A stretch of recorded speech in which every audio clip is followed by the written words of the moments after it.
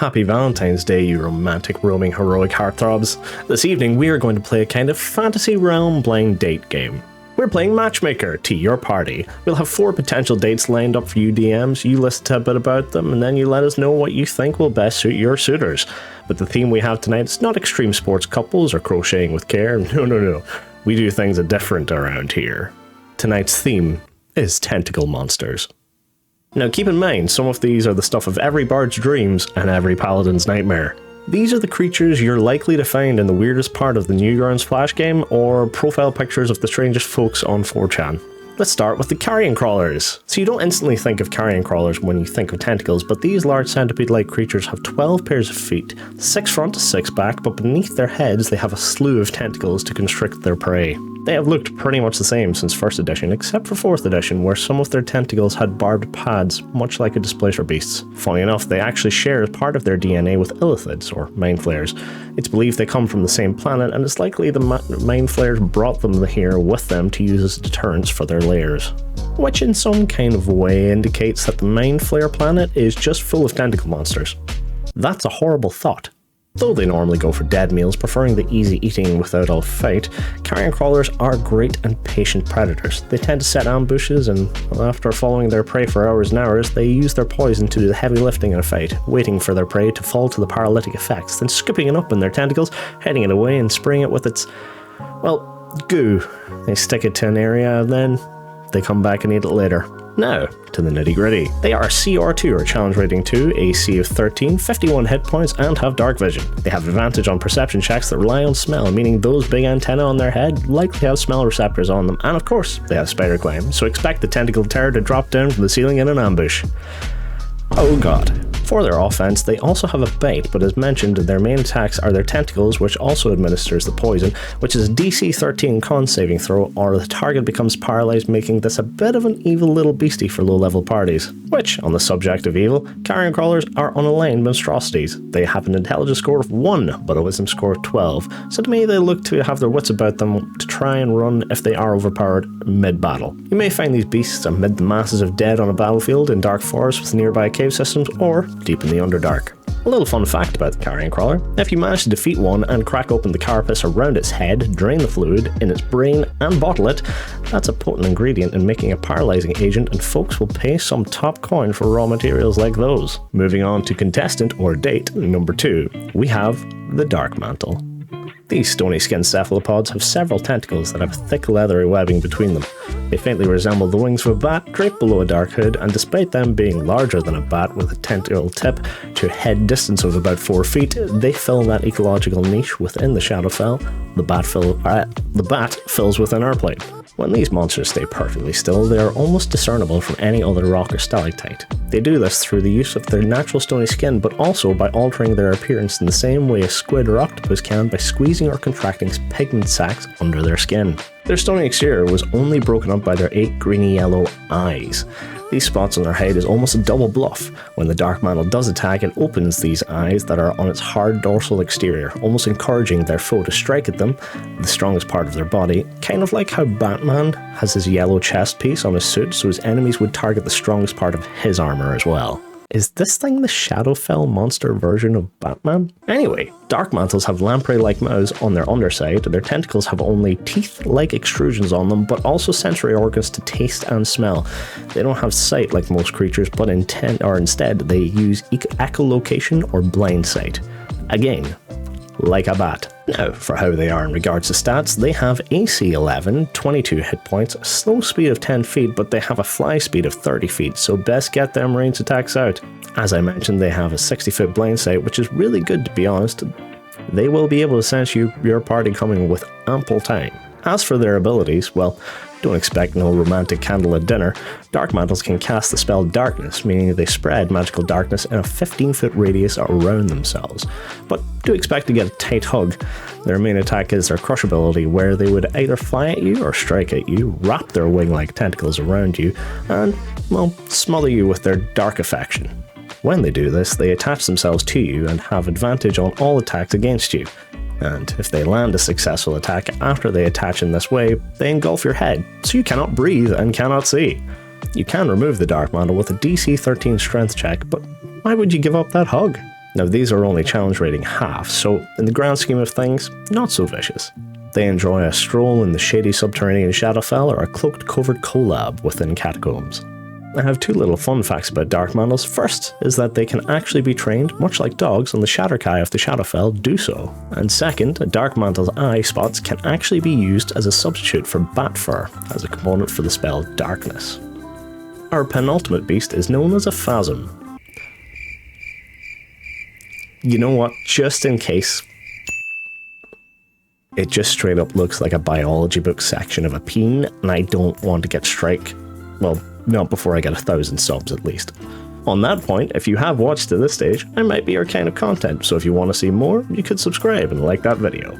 Cheers. Back to this creepy critter. Phasms came about in 3rd edition. They are normally 5.5 feet around, they are amorphous, fried egg shaped like blobs, in their natural state at least, so getting an accurate read on them is difficult. They are shape changers. They are closer to mimics than doppelgangers, since they can take the form of any object or creature within reason.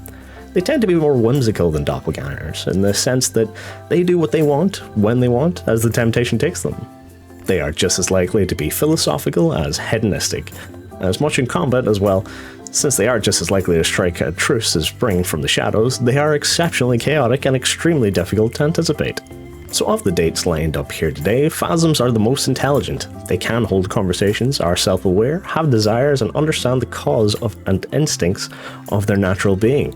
They still have the quirks of their kin though. Phasms can only grow so big and can be up to 400 pounds, at which point they reproduce asexually and split themselves in two, becoming two smaller phasms with half of their memories collected between them. When assuming a form, they maintain their density, and by that I mean, if they assumed the form of a halfling, say, then they would weigh as much as their ooze form. So imagine, if you will, a halfling that looks like any other halfling, but it weighs 350 pounds. This is also true if they become a larger creature too, but they allow for this by forming hollow pockets within their form.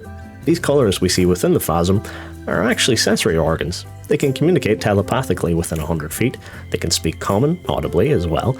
They will eat just about anything if it doesn't drop the facade of their current form. Speaking of their forms, when they can, or when they do shape change, they can assume certain abilities of that form, such as creatures with specific attacks such as tentacles, poisons, unique grapples, etc.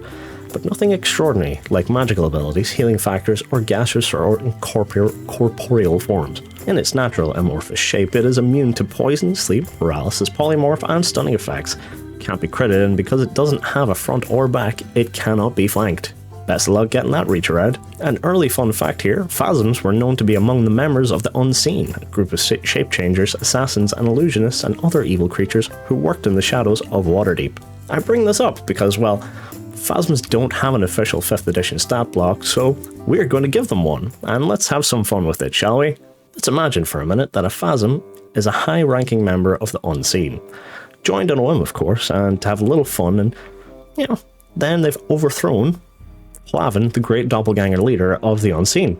Let's say they now have sent out the Unseen to sow havoc and a chaotic plot to throw Waterdeep into disarray, and our party have uncovered this and are now stopping them at the top by going after our phasm leader.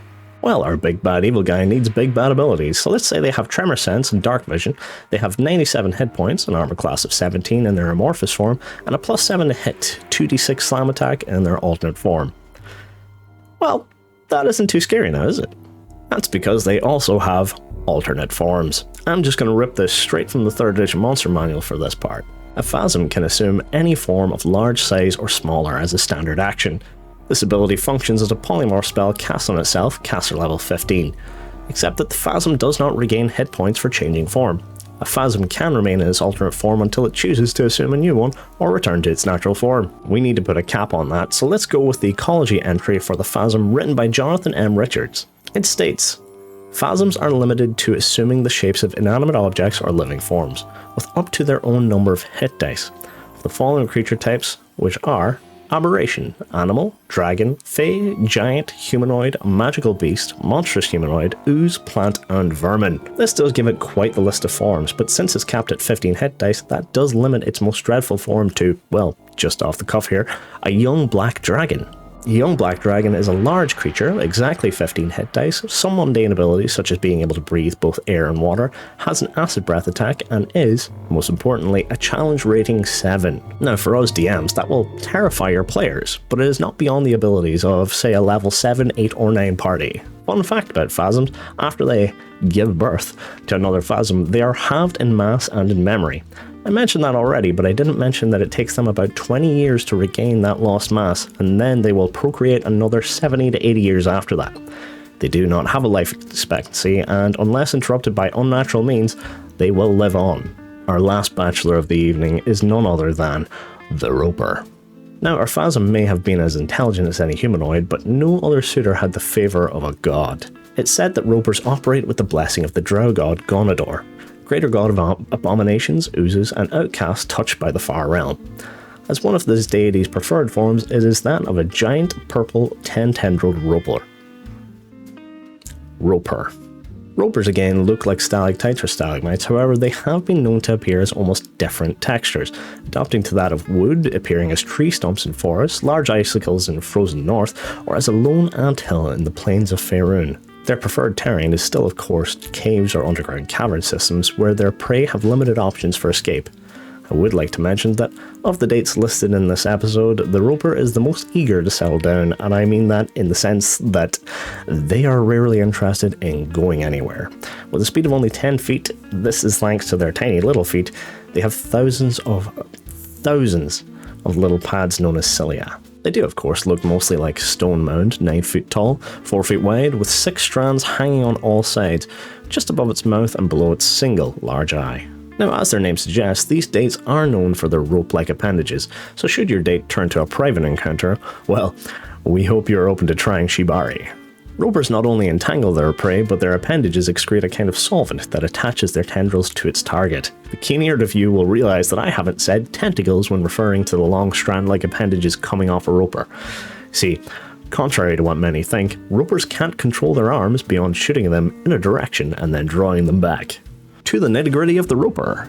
Ropers have an AC of 20, are a large monstrosity, dark vision out to 60 feet, spider climb, and hit points of a massive 93. These are a CR 5 though, and their grasping tendril attack has a range of a whopping 50 feet. No, you heard right, I didn't say tendril range, I said tendril range. Their tendril attack doesn't necessarily do any damage, however, if it hits the target is grappled, meaning they have the restrained condition, which can then attempt to break off course on its turn with a DC 15 escape check, but those tendrils, they drag the target 25 feet per turn towards where it will bite. A roper's bite is serious and not some subtle love tap. It's a vicious 4d8. All in all, it's multi-attack for each of its 6 tendrils, its real ability drawing its stuck targets towards it, and then its bite, it's more than a challenge for most parties. Yes, I said 6 tendrils. It does get to do 6 attacks on its turn.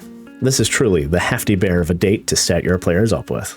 A few fun facts about ropers is that their saliva, or mucus, or some digestive avid or of kind, is used as an ingredient in a high-quality solvent. And last but not least, they can eat almost anything. Literally, the only items listed that they cannot digest are platinum, particularly hard gems, and magic items. Besides that, anything that goes into a roper's mouth seldom comes out.